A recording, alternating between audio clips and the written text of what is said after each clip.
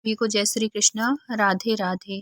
तो आज लड्डू गोपाल की एक ऐसी सत्य घटना सुनाने जा रहे हैं जिसको कि निधि जी कभी सोची भी नहीं थी कि उनके साथ ऐसे घटेगा। तो ये सत्य घटना ऐसी है कि आगरा में निधि जी रहती हैं, जो कि अपने घर में लड्डू गोपाल रखे हुए हैं और वो पेशे से एक टीचर भी हैं। तो मतलब टीचर भी हैं और लड्डू गोपाल को भी रखे हुए हैं, लेकिन उसके बाद भी वो लड्डू गोपाल का बहुत अच्छे से ध्यान रखती हैं, बहुत अच्छे तरीके से उनको उनकी सेवा कर रही हैं। क्या करती हैं कि वो सुबह उठ के जैसे बच्चों का अपना टिफ़िन लगाईं, अपना लगाईं, हस्बैंड का लगाईं, लड्डू गोपाल को सुबह का भोग लगा दी। और ये बहुत अच्छी बात है। ये वो कहती हैं कि ये सब लड्डू गोपाल की कृपा ही समझिए कि उनका जो स्कूल है वो उनके घर के बहुत ही पास में है। तो क्या होता है कि दोपहर में लंच का टाइम जब होता है ना, तो वो एक बार अपने घर आ जाती हैं। उसी टाइम पे उनके बच्चे आते हैं, तो बच्चों को खाना वाना देंगी, लड्डू गोपाल का भोग लगाएंगी और फिर बाद में इतना करके वो फिर चली जाती हैं अपने स्कूल। बहुत पास है कि पैदल आके अपने घर आके और फिर वो चली जाती हैं। इतना अच्छा है। तो वो कहती हैं कि ये सब कुछ मेरे लड्डू गोपाल की कृपा से है, क्योंकि जब वो लड्डू गोपाल रखी थी ना, तब उनकी जॉब नहीं लगी हुई थी, तब वो बीएड कर रही थी और बीएड होते ही उनके परसेंटेज बहुत अच्छे आए और है तो उनकी जॉब लग गई। तो वो कहती हैं कि जब से मैंने लड्डू गोपाल की सेवा करनी की है, तब से मेरे जीवन में ये समझिए कि उनकी कृपा ही बरस रही है और है तो तब से बहुत अच्छा चल रहा है। और मेरी तो उस टाइम पे पढ़ाई भी इतनी अच्छी नहीं हो पाई थी, क्योंकि उनका जो बेटा है वो उसी टाइम मतलब होने वाला था, प्रेग्नेंट थी जब वो ये बीएड कर रही थी। तो इस वजह से वो कहती हैं कि मैंने सोचा भी नहीं था कि मेरे इतने अच्छे परसेंटेज आ जाएंगे, मेरी जॉब लग जाएगी और सब कुछ बहुत अच्छे से चल रहा है। ये सब कुछ लड्डू गोपाल की कृपा से है। तो मैंने सोचा था कि जब मेरी जॉब लग जाएगी तो मैं एक बार लड्डू गोपाल के साथ ही वृंदावन जाऊंगी। अब ये एक दिन अपने हस्बैंड से कहती हैं कि सुनो ना, मेरा बहुत मन कर रहा है वृंदावन जाने का, बांके बिहारी के दर्शन करने का, तो चलो ना, चल लेते हैं, बहुत दिन से गए भी नहीं। तो हस्बैंड कहते हैं कि इस बार मुझे सैटरडे की बिल्कुल भी छुट्टी नहीं मिलने वाली है, क्योंकि मैंने नेक्स्ट मंथ ली हुई थी, तो ये सब कुछ कवर होगी इसमें, तो अभी मुझे छुट्टियां नहीं मिलेंगी, नेक्स्ट मंथ चलते हैं। तो वो फिर भी कुछ नहीं कहती, बोलती हैं ठीक है, नेक्स्ट मंथ पक्का चलेंगे। अब ये लड्डू गोपाल की सेवा करने लगती हैं, उनसे बातें करने लगती हैं कि लड्डू अपन अब बांके बिहारी के दर्शन करेंगे, ऐसा है वैसा है। वही है ना, जब भक्त होते हैं ना, वो अपनी एक एक बात, अपनी खुशी, अपना चाहे दुख हो, अच्छी बातें हो, कैसी भी बातें हो, दुख हो, दर्द हो, कुछ भी हो, वो सब अपने लड्डू गोपाल से शेयर करते हैं। ऐसी बातें होती हैं, ऐसा लगता है कि जैसे वो सुन रहे हैं हमारी एक बात, हर एक बात वो सुन रहे हो। और सच बात है, हमारे लड्डू गोपाल हमारी हर बात सुनते हैं। आप उनसे कह के तो देखो, वो आप कुछ नहीं कर पाएंगे, वो बहुत सामर्थ्यशाली हैं, वो जो चाहें वो कर सकते हैं। बस आप उनके सामने अपनी बात रख के देखो, वो हर मुश्किल को आसान करते हैं हमारे बिहारी जी, हमारे लड्डू गोपाल। बस आप सच्चे मन से, सच्ची श्रद्धा से उनके साथ कनेक्ट होके देखिए, उनके मतलब एक भाव के साथ उनके साथ रहिए, उनको पूजिए, ऐसा महसूस करिए कि हाँ वो हैं। जैसे आप बात करते हैं तो ऐसे उनसे बातें करिए कि ऐसे आपको अंदर से लगे कि हाँ वो सुन रहे हैं। तो फिर बाद में देखिए आपकी हर मुश्किल आसान होगी और हर बात आपकी मानी जाएगी। ऐसा होता है, ऐसा अनुभव है भक्तों का। तो ऐसे ही निधि जी उनसे हर एक बात बताती थी। जैसे स्कूल जाती थी तो स्कूल में भी भाई कोई भी जॉब हो, चाहे वो स्कूल हो, चाहे वो गवर्नमेंट हो या प्राइवेट हो या कोई भी सेक्टर हो, हर ऑफिस में, हर स्कूल में, हर कॉलेज में कुछ ना कुछ प्रॉब्लम हमेशा होती है। बिना उसके मतलब बिना परेशानी के ना, कहते हैं कि पैसा नहीं आता, इतना आसान नहीं है पैसा कमाना। तो ऐसे ही निधि जी के साथ था। तो वहाँ भी ऐसे थोड़ी बहुत बात होती रहती थी, तो वो हमेशा अपने लड्डू गोपाल से शेयर करती थी। और कभी उनको ऐसी ज़रूरत पड़ती थी कि अब मैं इसके आगे क्या करूँ, मैं क्या ऐसा कर सकती हूँ, तो वो हमेशा अपने लड्डू गोपाल से मार्गदर्शन भी लेती थी। और उनको इस बात का अनुभव होता था कि नहीं, अब मुझे ये नहीं, ये करना है, ऐसे करके। और ऐसा करना भी चाहिए हमें, दुनिया से ना वो करके हमें अपने भगवान से, हमें अपने इष्ट के साथ इतना विश्वास होना चाहिए, इतना अच्छा संबंध होना चाहिए कि ऐसा लगे कि जैसे हम कह रहे हैं और वो हमारी सुन रही है, और वो हमारे हर सॉल्यूशन, हर मुश्किल का सॉल्यूशन उनके पास है, ऐसा आपको अंदर से महसूस होना चाहिए। फिर क्या होता है कि ये नेक्स्ट मंथ में इनकी जाने की तैयारी होने लगती है। ये लड्डू गोपाल को भी तैयार करते हैं और निकल पड़ते हैं अपनी ही गाड़ी में बांके बिहारी के दर्शन करने के लिए। अब जब वहाँ अच्छे से दर्शन हो जाते हैं, बहुत अच्छे से इनके दर्शन होते हैं, और यहाँ तक कि लड्डू गोपाल को बांके बिहारी के पास ले जाया जाता है। उनको जो गोस्वामी होते हैं ना, वो उनको मतलब टच करा के, छू के, और उनको वापस करते हैं। इतनी खुश हो जाती हैं निधि जी कि क्या बताएं, ऐसा लगा कि जैसे साक्षात बिहारी जी उनकी गोद में आ गए हों, ऐसे अनुभव कर रही थी। और फिर जब वापस आने लगती हैं तो उनके मन में आता है कि यार यहाँ तक आए हैं तो चलो ना गोवर्धन की परिक्रमा भी कर लेते हैं, और है तो अभी तो टाइम भी है, पहुँच चलेंगे, ऐसे करके दूसरे दिन पहुँच जाएंगे। तो उनके हस्बैंड तो पहले मना करते हैं, लेकिन ये बार बार कहती हैं, तो फिर बाद में कह देते हैं कि चलो ठीक है। मना इसलिए कर रहे थे क्योंकि बेटा भी छोटा है, लड्डू गोपाल को भी साथ में लिए हुए हैं, तो थोड़ी मुश्किल होगी। तो वो कहती हैं कि नहीं, ऐसे ही बैठते उठते ऐसे करके चल लेंगे। तो कह देते हैं उनके हस्बैंड कि हाँ ठीक है, फिर चल लो, फिर तुम्हारा मन है तो ऐसे करके। जैसे सबके हस्बैंड आखिरी में हार के मानना ही पड़ता है उनको बात, वैसे ही निधि जी के साथ था। अब क्या होता है, ये परिक्रमा करने के लिए चल देते हैं। अब परिक्रमा आधी दूर करते हैं, निधि जी बहुत थक जाती हैं, इसलिए क्योंकि वो पहली बार इतनी परिक्रमा की थी। और 7 कोस 21 कोस की वहाँ की गोवर्धन की परिक्रमा होती है, जो कि बहुत ज़्यादा चलना होता है। जो पहली बार करते हैं ना, उनकी तो हालत बहुत ज़्यादा वो हो जाती है। जब मैंने भी पहली बार की थी तो बहुत ज़्यादा थकान लगी थी, ऐसा लग रहा था कि लास्ट में तो ऐसी हालत हो जाती है ना कि हमारे जो पैर हैं वो काम करना ही बंद कर देते हैं, मतलब आगे को बढ़ते ही नहीं, चलते ही नहीं, उठते ही नहीं है पैर, इतनी ज़्यादा थकावट हो जाती है। लेकिन जो करते रहते हैं उनको इतना ज़्यादा अनुभव नहीं, मतलब इतना ज़्यादा तकलीफ़ नहीं होती है। लेकिन पहली बार जो करता है उनको ज़्यादा फिर करते करते आदत में आ जाता है। फिर क्या होता है, ये आधी रास्ता पहुंचती हैं और थक जाती हैं बहुत ज़्यादा, तो थोड़ी देर बैठती हैं, फिर चलती हैं, फिर बैठती हैं, ऐसे करके ये आधी से ज़्यादा, मतलब थोड़ी सा और बचता है पूरी परिक्रमा करने के लिए। अब रास्ते में जब परिक्रमा करो, और ये जो परिक्रमा कर रही थी, ये गर्मी के टाइम की बात है। तो गर्मी में हमेशा परिक्रमा जो होती है ना, वो रात में होती है। जैसे ठंड के टाइम की परिक्रमा गोवर्धन की हमेशा दिन में होती है, क्योंकि ठंड बहुत ज़्यादा होती है, रात में कोई नहीं कर पाता, वहाँ तो बहुत ज़्यादा ठंड होती है। पूरा खुला, पूरा गोवर्धन जी का जो पर्वत है उसकी हवा इतनी ठंडा, मतलब मौसम रहता है, बहुत ज़्यादा ठंड रहती है, इसलिए रात में कोई नहीं करता, बहुत कम करते हैं। और अधिकतर गर्मी के टाइम पर रात में ही करते हैं। तो ये भी गर्मी में ही गई थी, तो रात में इन्होंने परिक्रमा करनी शुरू की। अब रास्ते में, लेकिन रात हो दिन हो, वहाँ पे सब बराबर है, आपको बिल्कुल ये नहीं लगेगा कि ये रात का टाइम है। इतनी अच्छी व्यवस्था है, जगह जगह पूरी लाइट है, और इतनी भीड़ होती है कि आपको ये लगेगा ही नहीं कि आप रात में परिक्रमा कर रहे हो। जब मैंने भी परिक्रमा की थी तो रात में ही किए थे हम लोग, पूरी रात परिक्रमा, 10:30 बजे, पौने 11 बजे से जो परिक्रमा शुरू किए थे, तो सुबह के 5 बजे तक हमारी परिक्रमा चली थी। बहुत, और इतना अच्छा लगा था परिक्रमा करके, लग ही नहीं, मतलब जब हम लोग सोचे थे ना कि परिक्रमा करना है रात में, तो एक बार डर लगा, क्योंकि पहली बार कर रहे थे तो हमें पता ही नहीं था कि भीड़ मतलब सब लोग होंगे, इतने सारे लोग परिक्रमा कर रहे होंगे। तो एक बार मन में आया कि अंधेरे में कैसे करेंगे, लेकिन जब करने निकले तो वहाँ तो ऐसा लग रहा था कि जैसे दिन हो, लग ही नहीं रहा था कि रात में हम लोग परिक्रमा कर रहे हैं। हजारों की संख्या में लोग परिक्रमा कर रहे थे, और वो भी नंगे पैर परिक्रमा।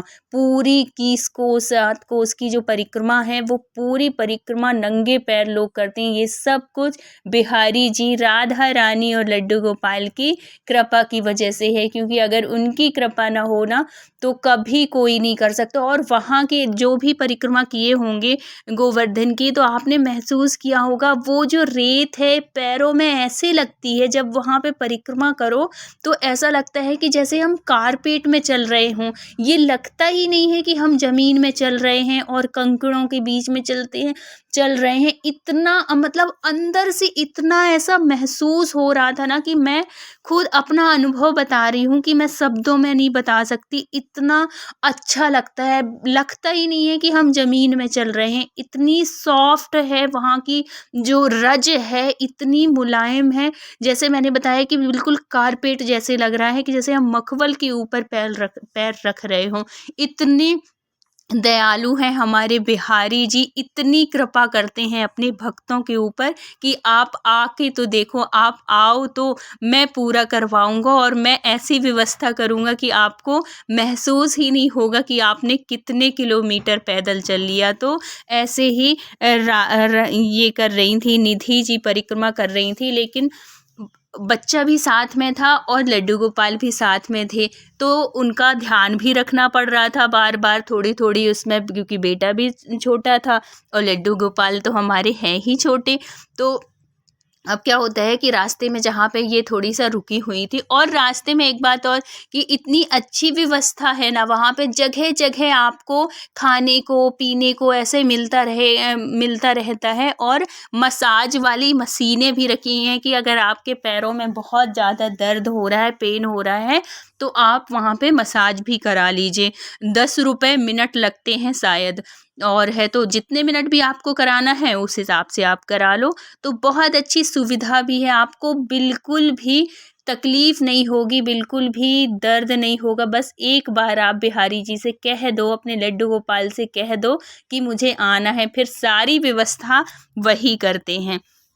तो फिर अब ये निधि जी क्या करती हैं कि वहीं पे बैठ जाती हैं, और वहाँ पे फल फूल वाला ठेला था, क्योंकि जो भी परिक्रमा करते हैं, तो जैसे बंदर हैं, बहुत सारे बंदर रास्ते में पड़ते हैं किनारे किनारे, क्योंकि उनको खाने को मिलता है। सब लोग जितने भी भक्त होते हैं ना, अधिकांश भक्त उनको फल फूल खिलाते ही रहते हैं। गौ माताएं भी बहुत रहती हैं, जिनको कि कुछ ना कुछ खिलाते हैं भक्त लोग।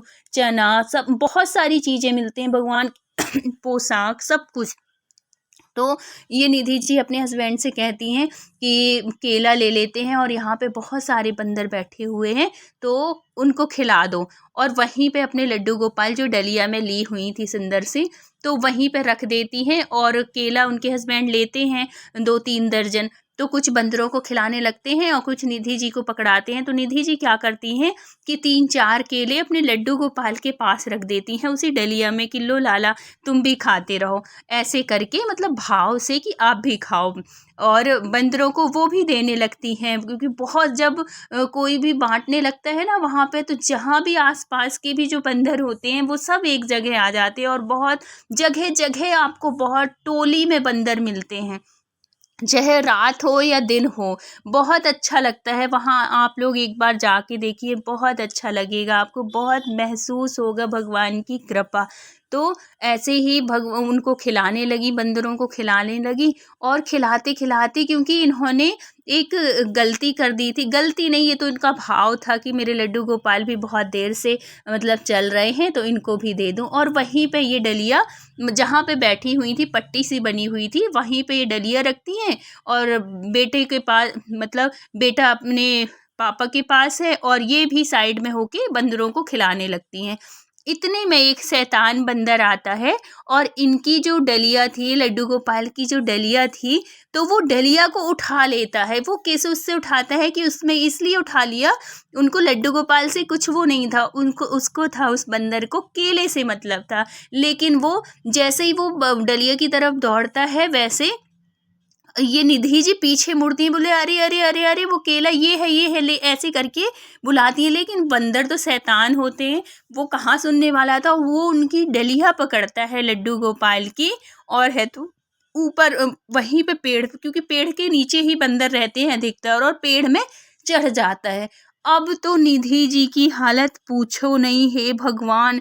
अब वो इतने सारे, वो जो ठेला खड़ा था केला वाला, इतने सारे केले उससे लेती हैं कि किसी भी प्रकार वो उनकी डलिया दे दे, और है तो ये केले ले ले, इतनी सारी उसको लालच देती हैं, आ जा ये ले ले। लेकिन उसमें 3-4 केले जो रखे हुए थे आगे, वो बैठे बैठे वहीं पे खाता है, और है तो जो ब्रांच सी निकली होती है ना पेड़ों, उसी में टांग देता है और वहीं पे बैठ के केला खाने लगता है। अब निधि जी बहुत परेशान हो जाती है, उसको केला देने लगती हैं, बहुत सारे केले वहीं पे इकट्ठे कर लेती हैं कि इस लालच में ये आएगा, लेकिन इतने ऊपर वो चढ़ा के डलिया को ऊपर रख देता है। अब ये परेशान कि हे भगवान, मेरे लड्डू गोपाल, उसमें डलिया बस होती तो कोई वो नहीं, लड्डू गोपाल है, अब मैं कैसे। और वो जो वहाँ के पेड़ होते हैं, बहुत मोटी मोटी ब्रांचें नहीं होती कि कोई आदमी वहाँ पे उसमें चढ़ जाए और अम, निकाल लाए, ये भी नहीं कर सकते हैं।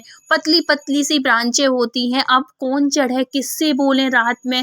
अब है तो ये बहुत ज़्यादा परेशान होती हैं, ये रोने लगती हैं वहाँ पे। लेकिन जितने भी वो भक्त लोग थे जो परिक्रमा कर रहे थे, वो भी भीड़ इकट्ठी हो जाती है, और सब वो बंदर से कहने लगते हैं। कोई कहता है जूस दो, बंदरों को जूस बहुत पसंद होते हैं। उसके हस्बैंड आगे दुकान थी, वहाँ दौड़ के जाते हैं, बहुत सारे जूस के पैकेट ले आते हैं, और है तो वो लालच कर दिलाते हैं कि ये ले ले ये ले ले। लेकिन इतने होशियार हैं वृंदावन के बंदर, इतने होशियार हैं कि पूछो नहीं। वहाँ के तो चश्मा अगर आप लगा के जाओगे, चश्मा आपका बच नहीं सकता, आपकी कैप, चश्मा, इस तरह की शैतानी करते हैं। फिर उनको उनके सामान दो, या तो केला दो या जूस दो, तो फिर वापस कर देंगे। तो यही उसमें किसी ने कहा कि यहाँ ऐसे ही करते हैं, अगर आप जूस दोगे तो वो ज़रूर आपके लड्डू गोपाल को, आपकी डलिया को नीचे कर देगा। अब इनको इस बात से भी डर लग रहा था निधि जी को कि कहीं वो ऊपर से गिराए और मेरे लड्डू गोपाल को, मेरे लाला को चोट भी ना लग जाए, कहीं कुछ हो ना जाए, इससे भी वो डर रही थी। अब ये घबराएं, और सब लोग, बहुत सारी ऐसी लेडीज़ें थी जो उनको सांत्वना दिला रही थी कि आप परेशान मत हो, आप रो नहीं, आप उन्हीं के धाम पे आए हो, ये सब लीला है, ये कन्हैया जी की, ये ठाकुर जी की ये लीला है, और आप बिल्कुल परेशान मत हो, आपके ठाकुर जी, आपके कन्हैया, आपके लड्डू गोपाल आपको ज़रूर मिलेंगे, आप ऐसे परेशान मत हो। वो लेके क्या करेगा, वो जब तक केला है खा लिया, हो गया, थोड़ी देर में अब दे देगा। ऐसे कुछ लोग ऐसे खड़े हो गए, कुछ अपनी परिक्रमा करते रहे, और कुछ बहुत अच्छे से समझाते हैं कि ऐसे मत करो। और सही में ये सब कुछ जो है ना, ये सब बिहारी जी करते हैं, सब लड्डू गोपाल की ये सब लीलाएं होती हैं अपने भक्तों को अनुभूति कराने के लिए। कुछ ऐसे, क्योंकि जो हमारे लड्डू गोपाल हैं वो भी तो इतने नटखट है ना, उनका भी मन किया होगा वहाँ बैठने का, बहुत टाइम हो गए होंगे ऐसी नटखट लीला ना किए होंगे, तो बैठ गए उनके साथ में। ऐसे भी बहुत कुछ जो भक्त थे वो भी समझा रहे थे, जो परिक्रमा लगा रहे थे, मतलब हर तरह की बातें कर रही थी। लेकिन निधि जी को कहाँ, वो तो परेशान थी कि मेरे लाला अगर गिरे तो कहीं उसको चोट ना लग जाए, यही सब सोचती हैं और रोते हुए वहीं पे बैठ जाती हैं। फिर क्या होता है कि इतने में जब बहुत थक हार जाती हैं कि अब तो कुछ नहीं हो सकता है, अब कैसे मेरे लड्डू गोपाल आए, और बिहारी जी को आखिरी टाइम पे याद करती हैं कि हे बिहारी जी, हमने आपके इतने अच्छे से दर्शन किया, सब कुछ बहुत अच्छा, हम आपकी परिक्रमा कर रहे हैं, हे गोवर्धन महाराज, आप हमारे लड्डू गोपाल को हमें वापस कर दो, हमसे क्या ऐसी गलती हो गई है, क्या ऐसी भूल हो गई है, हमें माफ़ करना उस गलती को, और हमारे लड्डू गोपाल हमें वापस करा दो। और ऐसे फूट फूट के खूब रोने लगती हैं। इतने में क्या होता है कि पीछे से एक 8-9 साल का बच्चा आता है, इतना सुंदर बच्चा, और पीछे से ऐसे उनके कंधे में हाथ रखता है और कहता है मैया मैं निकाल दूं आपके लड्डू गोपाल। इतने में निधि जी उस बच्चे को ऐसे देखती रह जाती है, निहारती रह जाती है, और वो बच्चा इतने जल्दी पेड़ में चढ़ता है और वहाँ से उस ब्रांच से, उस डाल से उनके लड्डू गोपाल की डलिया निकालता है और उनको गोदी में ऐसे पकड़ा देता है और कहता है, हंसते हुए कहता है कि मैया इनको संभाल के रखा करो, ये बहुत नटखट है।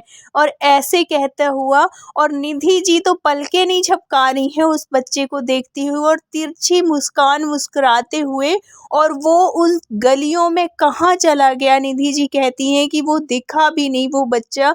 और मुझे आज भी उस बच्चे की छवि में, जब भी लड्डू गोपाल को देखती हूँ ना, मुझे वही बच्चे की वही छवि, वही तिरछी मुस्कुराहट नज़र आती है।